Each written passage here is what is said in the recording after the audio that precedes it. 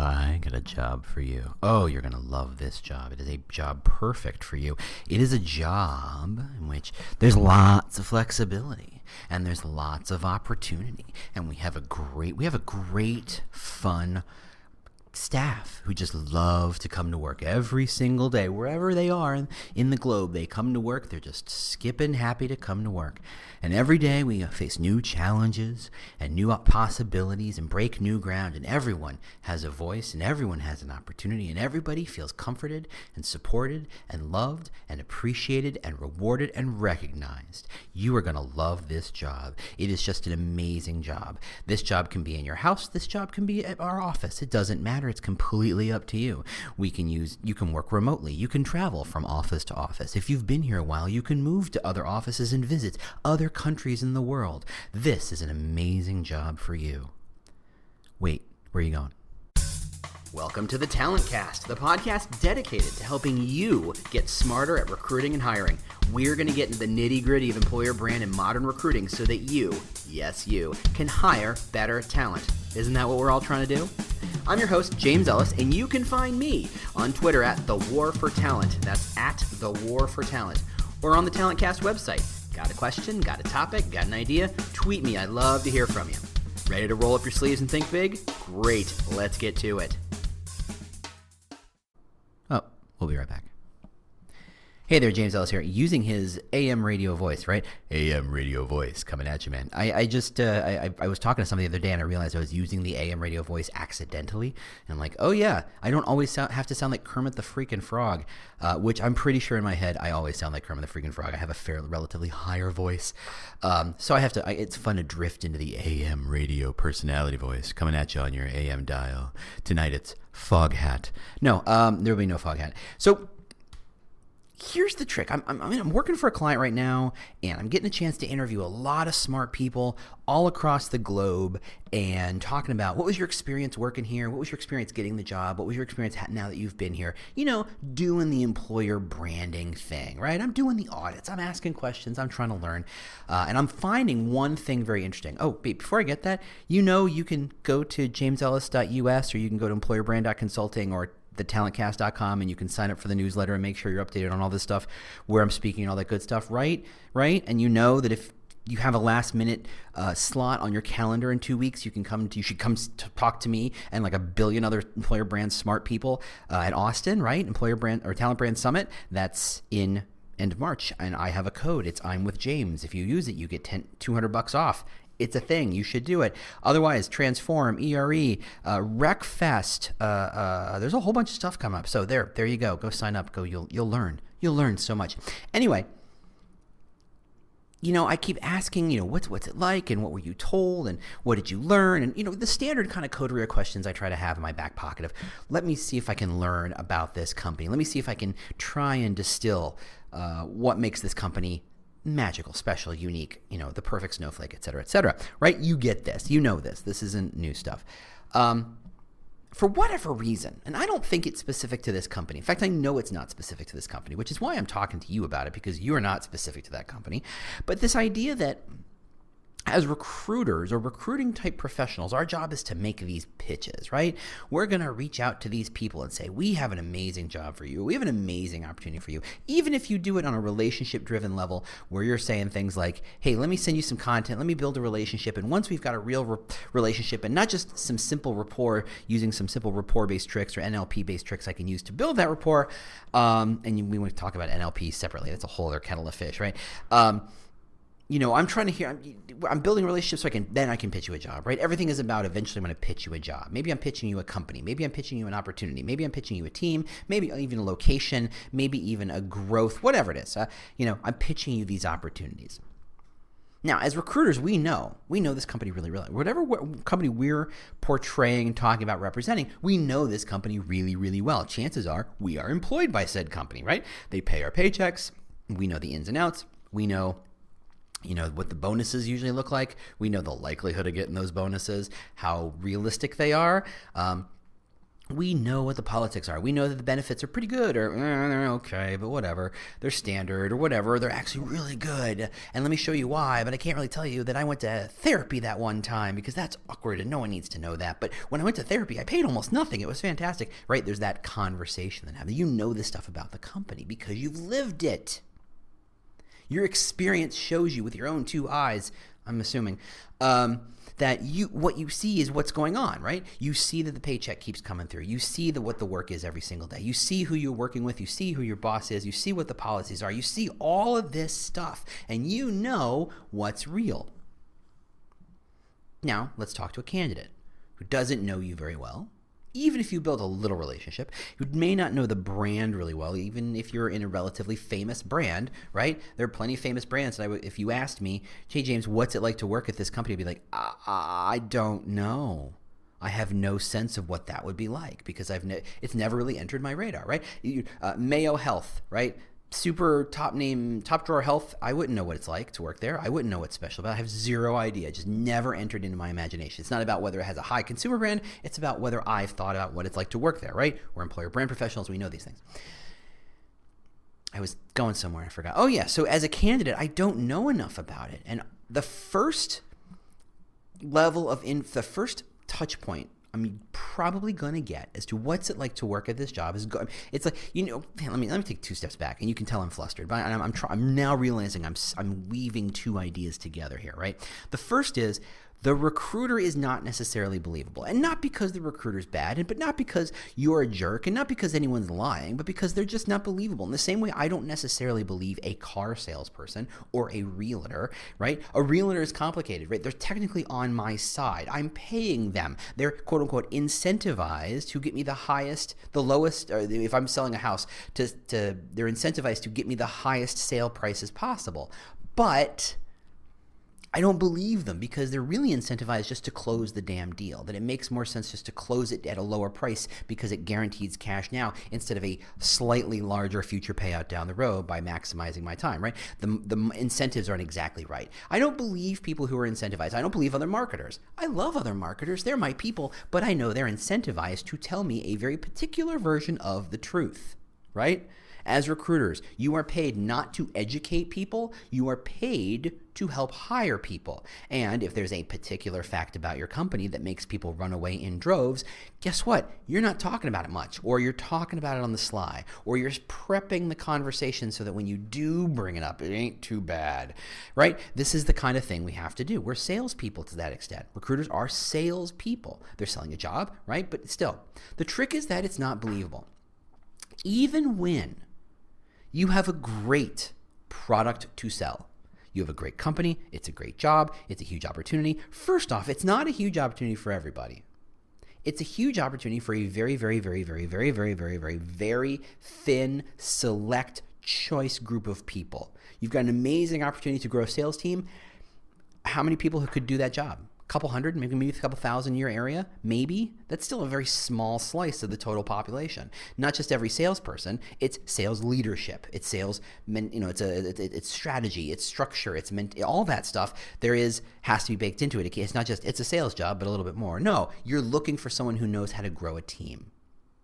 Now, that's the thing, is that you're looking for a very select person. So you can't just say, hey, we have this amazing job and you should come do it. It's about, I need to find the right person for this job. This is all stuff you know. What the hell am I talking about? The thing is that it's not believable.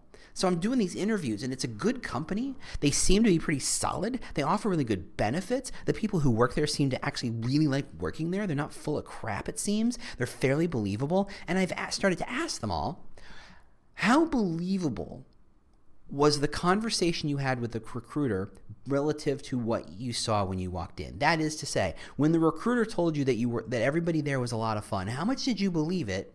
And how much did you go, oh, they weren't full of it, when you walked in the door and found that they were in fact pretty fun people, that they didn't try to have a lot of fun? And the gap between what they were told and what they believed is staggering. It almost belies the possibility that they would even have taken these jobs at all, right? If I didn't believe that the recruiter was saying things like they're a fun group of people, what else am I not believing the recruiter is saying? The salary is going to come through. This is what the pay range is going to be. These are what the benefits generally are. This is when promotions are. right? Recruiters are inherently not particularly believable. It's just in the nature of the beast, right? They're not buying what you're selling because they know you're incentivized. They know that they just want you to say yes so that you'll apply and you'll go through the process, and there's a good chance or a slim chance or whatever chance it is, you'll get this job and they can go on to their next project, right? They just want this done. So they're going to hide the things that are less unpleasant, or they'll spin them so hard you don't even realize what they're saying. I've had plenty of interviews that luckily I knew enough walking in that when I was told certain things, I'm like, oh, that is the hardest spin I've ever seen. Oh my goodness, they are trying to turn that into butter. Good Lord, what is going on here? I know exactly what kind of sharky place this is. Oh, you call it competitive. Is that the code word you're using? Interesting. I know that people are killing each other just to kind of get ahead. Interesting spin. They're just not believing what you're saying. Now, that's a problem on a lot of levels, but the most important being in a world where people are choosy about what jobs they're going to take, they rely on information to make those decisions. You can't make a decision without information. That's called flipping a coin. That's called eeny, meeny, miny, right? And let's not get into eeny, meeny, miny, because if I start going into kids' songs, I'm going to go straight to Baby Shark and you're all screwed, right? You have to have information to make these choices. If you're going to choose between two companies that on the face look equal, you need more information. The answer isn't, let's see, paper, scissors, rock, who's going to win? It's going to be, let's learn more. Let's talk to some employees. Let's talk to some past employees. Let's look at the Glassdoor reviews. Let's look at what Google has to say. You know what's fun? Google image search. What's it like to work at blank company? And see the pictures that come back. Oh my goodness. Some of them are chilling. Some of them are clearly pushing a very particular agenda, and some of them have no idea and have never thought to Google themselves like that. You need information. Information is the thing that changes the game. Information is the thing that persuades people to take action. Information is what justifies a decision. Even if the decision, and very often it is, emotional, what happens is you make an emotional decision, but you need more information to justify that emotional decision. I've always liked that brand. I've always liked that company. I've always wanted to work there based on I can't remember what. I'm emotionally choosing this company. I'm going to go find more information to justify that reason. So then when people say why, I don't say because I've always wanted to, but I don't remember why, because then I sound like an idiot. But to say, because of this one fact, I found enough information. So let's take a little detour. And I want to talk about the funnel. And it's funny. I've had a long history with the candidate journey funnel, whatever you want to call this thing. I feel like as part of an agency coming on 5 years ago now, I feel like I really got to see the industry embrace the funnel, right? They stole the idea from marketing, or the market was thrust upon them by a salesperson, potentially such as myself, among many. Thank you. I will not take credit for bringing the marketing funnel to recruiting. No, I will not do that. I'm not that big of a jerk. But I was there. I got to see recruiting teams and talent acquisition teams kind of go, I see what this is. I get it. And really start to embrace the idea that you end up having to grab a lot of people and drag them through the funnel to find the people you're going to actually hire. Here's a funny trick. You think of that funnel, you think of the start big and work down, right? You winnow and filter, you sort, you select, you get rid of the ones that don't quite fit. And we talked about that last podcast about the 99% thing, where you're just filtering people out as fast as you can. That, let's be fair, a good chunk of a recruiter's job is trying to get rid of people who don't fit the mold of what the hiring manager thinks they're trying to hire for, right? Which is another whole podcast I'm sure I should get to soon. What if we inverted it? Because what happens is, at the very top of the funnel, to get into the top of the funnel, I just need a hook. I need very little information to make me go from unaware to aware, right? If that's how you're defining the top of the funnel, you go from unaware to aware to, interested, validate, decide, act, right? There's lots of different permutations of it. Some people don't have validate. Some people don't have unaware. They just assume the space above the funnel is unaware, blah, blah, blah, blah, blah. Whatever. But to go from unaware to aware requires very little information, right? The second you downloaded the Uber app, you could not say you were not aware of Uber. The second they opened up a Target in your city, you couldn't say you didn't know what a Target was. The second, and even as a dude, I remember when Sephora dropped in, they came out of the sky, and my let's go with girlfriend at the time, I can't remember, girlfriend or wife, complicated. She wanted to go to one because she had heard about it. We walked in, I was blown away. It took me very little information to walk in the door. I was like, okay, it's a new store. Got it. It's called Sephora. They sell makeup. Got it. That's like the least amount of information about a store like Sephora, right? Very little information. But I walk in, I got more information. And that's what happens is, right? You get a little bit of information about the company or the brand or the job, and just enough for you to say, okay. Yeah, okay, I'd like to learn more. Now, let's weigh the amount of information it took you to go from unaware to aware. Grams, right? And this is all relative, right? This is all metaphorical weighing. It's very, very little information. It's just enough to say, here's a logo, here's what this company does, kabango, you can't say that you're unaware. That's all it takes. It's really all it takes. It could be a little story in BuzzFeed, right? And I keep mentioning that one where the woman says, I need to take a mental health day. She writes her boss. The boss passes to the CEO. The CEO forwards her response to the entire company saying, thank you for reminding us that when we need to take care of ourselves, that we need mental health days. And that thing went viral, got seen by 17 bajillion people on the internet, right? That's a teeny piece of information. That BuzzFeed story was a teeny piece of information. But I'm aware of that company now.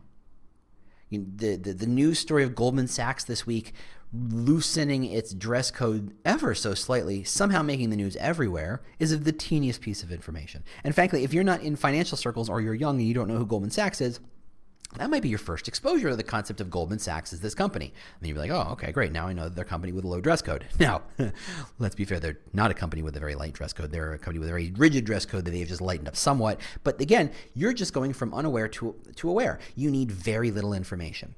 Now that you're aware, how much information, relatively speaking, will it take you to go from aware to interested? I will posit that it's effectively exponential. Okay, go back to Sephora. Oh, you're a company, you sell makeup. Great. Oh, you're a company, you sell makeup. Your displays are amazing. You have a wide variety of stuff. There's lots of samples. There's people around to help me, learn stuff about stuff. If I have a question for myself, if I'm that kind of character, if it's a question for my significant other, if that's my kind of thing, they have questions, they have answers. It's fantastic. That is exponentially more information than, oh, they're a store, they sell makeup. Right? Learning that much got me more interested in the company. It takes exponential, as you move from unaware to aware, it takes very little information. To move from aware to interested, it takes exponentially more information. Guess what? To move from interested to decide or validate or whatever you do, exponentially more information. See what I'm doing here?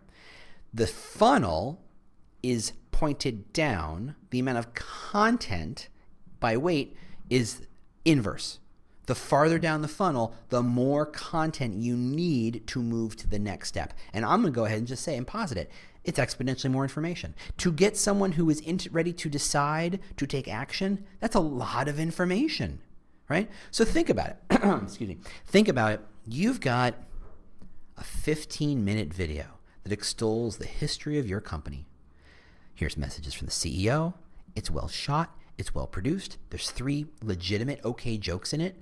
It portrays you well. It is connected to your broader brand position. It's good freaking work. But it's also 15 minutes long. And relatively speaking, that's a lot of information, right? If we go back to the weighting model, it's a lot of information. That's a ton of information. Now, if you're trying to attract someone to become aware of you, and you send them a 15-minute video, what are they aware of? You're insane. I don't know you. Why would I spend 15 minutes watching your video? I don't care how good it is. Did it win any awards? Did it win an Oscar? No.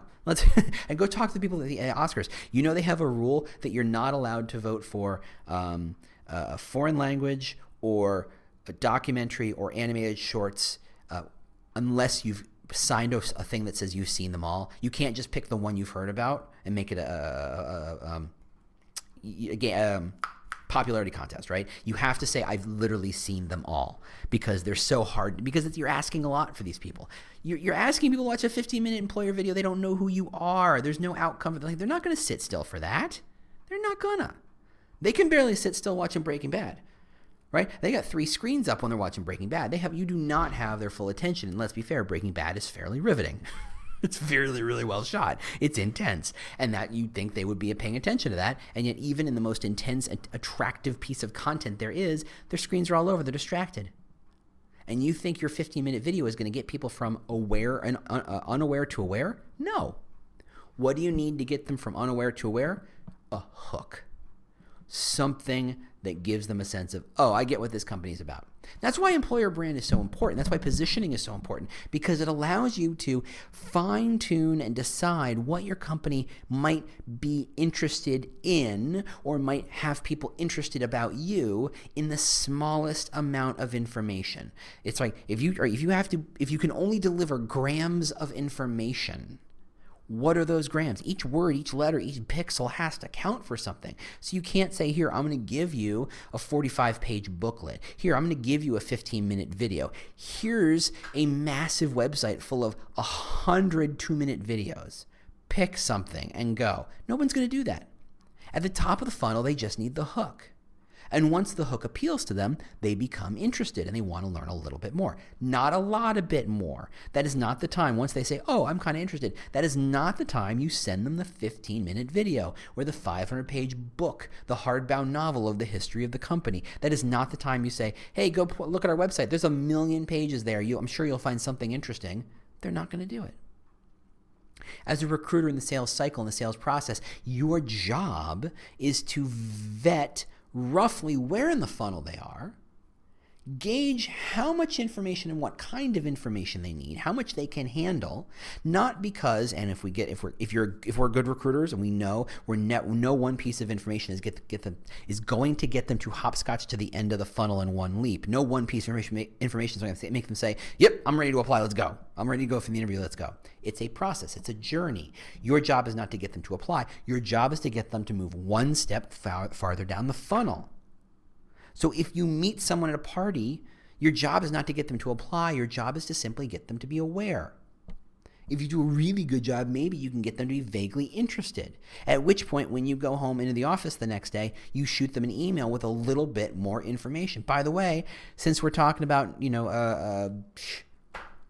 data science again. Why do I have to go to data science? Let's pick something else. Since you're so interested in accounting, here's an article one of our accountants wrote.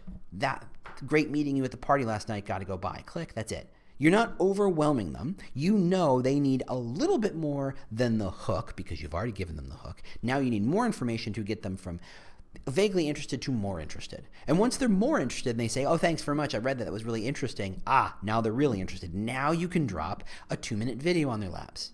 Now you can say, hey, that article, we archive those on our website. Here's the section about accounting. I think you should talk to Susan, or at least read Susan's profile. That's a great entry point for the kind of stuff we do here. You're not sending them the entire site. You're not even sending the entire section. You're saying, here's the door. Here's the entry point of Susan, who sounds or looks and acts like you. I think you find a way to build connection, and it leads to more information as you're more interested. Oh, you read that? That's fantastic. Here's the video. Or even wait on the video until they've applied and say, look, I think you're a fantastic candidate. We're going to move you through the cycle, but while I'm doing this, I think you'd really benefit by watching this video before the interview, right? Here's where the metric ton of information is. See what I did there? It's not so much that about streamlining the information, you give them the least amount of information. It's not about giving them so much information that they go, too much, too soon. It's about being able to see that the model of moving people to funnel each step requires exponentially more information. Now, as a good recruiter, you should have, frankly, you should demand of your company that they build more good content, more good information, to build a library of it. But if they build the best library in the world and you don't know how to use it, what good was it? As a recruiter, you need to say, okay, I'm roughly at the interested stage, which means they can't take a lot of information, which means I have to cherry pick the right piece of content, again, not to get them to apply, but just to keep them more interested in it. And this is where I'm going to take a coffee break and you're going to hear the drums. Hold on. So far, so good? Fantastic. But if you can't get enough of this stuff, I have some news. You can bring the James Ellis experience to your event or company. Just go to jamesellis.us and learn about all the kinds of custom presentations I can build and deliver for you or your team. But if it's time to get some hands-on help with your employer branding, recruiting, and hiring, either from the ground up or some strategic support, I would love to help. Just reach out to Proactive Talent or proactivetalent.com. That's where I work, and we can help you hire better. Cool? Cool. All right, let's get back to it. So your job is to vet that they're in that stage that requires a certain amount of information and not overwhelm them. Or worse yet, starve them. Because the second you starve them is the second they go, I needed more information, but this recruiter didn't give me enough information. I'm going to go find my own. At which point, welcome to Glassdoor, welcome to Google, welcome to Indeed, welcome to all these places where that story that you're trying to tell is no longer under your control. Someone else is now telling your story for you, and chances are it's someone who doesn't work there anymore. How useful is that? So this is the game a good recruiter and a good employer brand should be playing together. Building a library of good content, good stories, a way of moving the process along, moving the candidate through the funnel in a way that respects the candidate to say, I'm not here to dump a mountain of content on you, because what that says is, as the recruiter who knows the most about the company, I've decided to abdicate my responsibility to walk you through the model. I'm just going to dump this content and hope you figure it out. Got to go buy. And that's the recruiter who no one wants to work with, right? If you're talking to a select accountant or a select project manager, whatever, they can be choosy. And if you're not going to be helpful, you are the advocate for the entire brand. They're going to go, oh, this is a company that doesn't care about its talent. Got it. Now to you, you're just freaking busy. And you just went, well, here, some idiot on a podcast told me I should give them content to tell them stories. So I did that. So I just gave it to them, but I don't know what to give them. So I just gave it all to them. Don't put this on me. No, that doesn't work that way. You have to show that you are connected to them. That, if you're trying to build a relationship with them, which you should be, this is how you do it.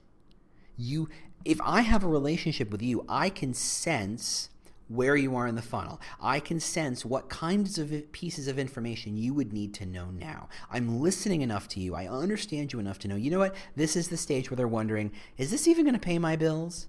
Or this is the stage where they're at, gosh, I'm talking to a lot of different companies. I need something interesting about this company. I need to know that it's flexible, or I need to know that the company is growing. I need to know blah, blah, blah, whatever. I have a sense of what this person needs to know now, right? I'm not asking for the moon, because I know recruiters who do that every day. Half of them don't even realize that's what they're doing. It's just innate to what they're doing, but they're just good listeners. They're just listening to the candidate going, okay, they need these things. This is what they need. And they have that sense of, I shouldn't overwhelm them by giving them everything, so I'm going to, if not slow play them, certainly put content out in a measured fashion, in a respectable fashion, in a non-content dump fashion, where I'm backing the truck up and it's yards of dirt and it's like, beep, beep, beep, just put it anywhere, Bob. It's not like that. That's a good balance of what an employer brand and a recruiter can do together to attract good talent, to move them through the funnel, to be able to control to some extent, if not just flat out influence, the stories that candidate is hearing, the frame around which the candidate is looking at this information. That's how we're doing it. We're doing it by putting out content in a measured fashion. Because ultimately, without that, candidates just don't believe you. You've given them no reason to believe you. You have all this information, but they know you have to protect certain people. There are certain things you can't say. There's certain things you're not allowed to talk about. There's certain things that are verboten. There are certain answers that are designed to obfuscate the real truth about what's really going on in the company, right? If the company's having leadership problems and it's in the papers, what the hell is a paper? It's in the internet, it's on the websites, and people are like, well, I heard your CTO is being removed. The recruiter has some sort of way of spinning that to be, oh, it's no big deal. It's not a big problem. Please, please, please, please, please apply. And then when you show up and you're like, yeah, this place is a nightmare. We don't have a CTO, and the last CTO was horrible, and no one knows who's in charge. That's why the candidate doesn't believe recruiter. They don't buy what you're selling because they know you're incentivized not to lie. I won't call it lying, but for spinning, but for positioning and reframing in such a way that you are providing the best possible view into their company as they can, right? That's fine. That's fine in the short term. If you've got a fish on the hook and you're trying to reel them in, the best thing to do is to sugar talk them in, right? Is to give them what they want to know and give them what they want to hear and not spook them and give them a reason to say, oh, really? It's like that? Got to go by. You just want to sucker them in. Longer term, it's not going to work. If you're trying to move from a model in which you're all about how many job postings can I push out to the world, how many people can I attract to that applying for the job, how can I walk them through the funnel so they become more interested and engaged, if you're moving in a world where everybody who applies actually knows what this job is and knows what this company is and knows what this brand is and already kind of is pre-sold on the brand, is kind of ready to go, I mean, sure, it means a tenth the applications, but who cares? Every one of those applications is gold. If you're trying to move to that world, the answer is to stop sugar talking. The answer is to start saying, here's what's really happening. Here's what's believable. Here's what's honest. Because they need information, and if you're not providing it, they're going to find it on their own. All right. That's all I had to say. In terms of, anyway. For those of you who don't believe that I make this up every single day, literally, I made that all up. I had an idea halfway through. You can hear me. I go, oh, wait, that connects to this other idea I had 2 weeks ago, and I just put it all together. This is how this game is played. This is why this podcast is so much fun for me. Hopefully, it's also useful for you. Like I said, just you want to see where I'm speaking, you want to hang out with me, you want to hire me to do stuff, I don't know, jamesellis.us or employerbrand.consulting. Always happy to help. Talk to you next week. Thanks so much for listening. Bye. Well, the music means you've made it to the end of another episode of the Talent Cast. If this was useful to you, do not keep it a secret. Share it with your team. Share it with your boss. Share it with your networks. I don't know. Share it with your mom. If you have questions you'd like me to answer on a future show or just, general ideas about how to make this thing better, just ping me on Twitter. I'm at The War for Talent, at The War for Talent. Thanks so much for listening, and we'll see you next week. Bye.